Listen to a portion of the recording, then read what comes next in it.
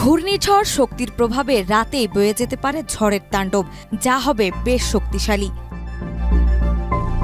ঢাকাসহ দেশের ১৩টি জেলার ওপর দিয়ে ঘণ্টায় ৬০ থেকে ৮০ কিলোমিটার বেগে ঝোড়ো হাওয়াসহ বৃষ্টি অথবা বজ্রসহ বৃষ্টিপাতের আশঙ্কা রয়েছে। এজন্য এসব অঞ্চলের নদীবন্দরগুলোকে ২ নম্বর সতর্ক সংকেত দেখাতে বলা হয়েছে। ২৯ মে দিবাগত রাত ১টা পর্যন্ত আবহাওয়া অধিদপ্তর দেশের অভ্যন্তরীণ নদীবন্দরগুলোর জন্য বিশেষ পূর্বাভাসে এই তথ্য জানিয়েছে।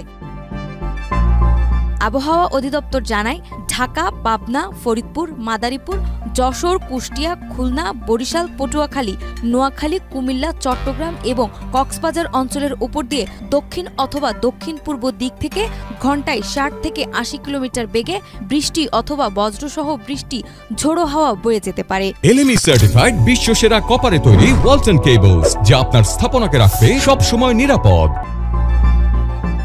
এই কারণে এসব এলাকার নদীবন্দরগুলোকে ২ নম্বর সতর্ক সংকেত দেখাতে বলা হয়েছে।